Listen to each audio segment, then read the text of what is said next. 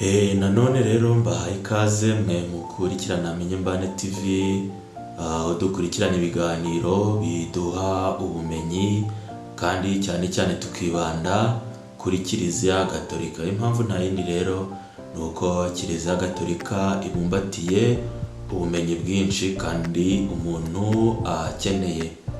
Uyu munsi rero ngaruwe no kubabwira amwe mu matariki y'ingenzi azaranga ku kwezi, harimo na forumu izabera kuri Diyoseze Gatolika ya Byumba guhera ku itariki ya 19 z'uku kwezi kwa munani 2026. Ikaze rero, nizere ko mwakoze subscribe. Nabonye turi kugera ahantu heza hafi 4,000. Mukomeze mwiyongere kugira ngo tugumye tuvome ubwo bumenyi nkuko na channel yacu ariko yitwa Menyembane TV. Uku kwezi kwa munani rero gusanzwe kwitirirwa umutima utagira inenge wa Bikira Mariya. Ni ukwezi abakristo bashishikarizwa kuzirikana urukundo, ukwicisha bugufi, ukwemera no kumvira Imana byaranze Bikira Mariya, ndetse bakamusaba kubabera urugero mu rugendo rw'ukwemera.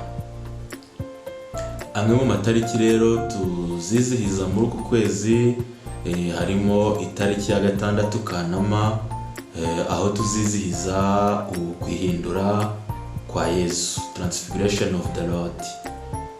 Tariki ya 15 rero Kanama isubizwa mu ijuru rya Bikira Mariya, ari byo twikunda kwita Assumption, umwe mu minsi mikuru ikomeye ya Kiliziya. Ku kwezi rero kuba kufite itariki ya 15 niho benshi bakunda kuvuga bati bakunze kubona imvura. Kundi yindi tariki rero ni itariki ya 22 Kanama, aho tuzizihiza Bikira Mariya umwamikazi. Yego, andi matariki rero twavuga ni amatariki y'abatagatifu, harimo mutagatifu ukomeye cyane Yohani Mariya Vianney, tuzizihiza ku itariki ya 4 Kanama. Dominiko itariki ya 8 Kanama, akaza n'abandi batagatifu nka Monica, tuzizihiza ku itariki ya 27, ndetse na Auguste ku itariki ya 28 Kanama.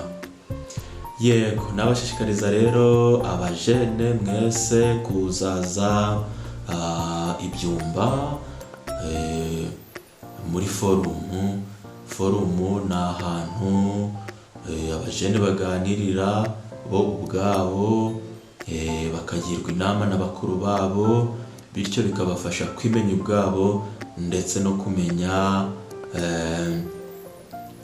aba bari iruhande, icyo nakwita environment bari iruhande, ibibazo bahura nabyo, uburyo babifatamo umwanzuro. Nabashishikariza rero kuza, niba hari ibibagora mubibwira ababyeyi banyu babibafashemo, kuko nkeka ko hari icyo Kiliziya iri kubasaba gutanga, kugira ngo uriya munsi minsi izabe iminsi myiza. Ndabashimiye rero, mugumye guteza imbere channel yacu, kandi n'icyo gukora mujye mukitubwira, ibibazo byo mwaratangiye n'ibindi byose. Murakoze.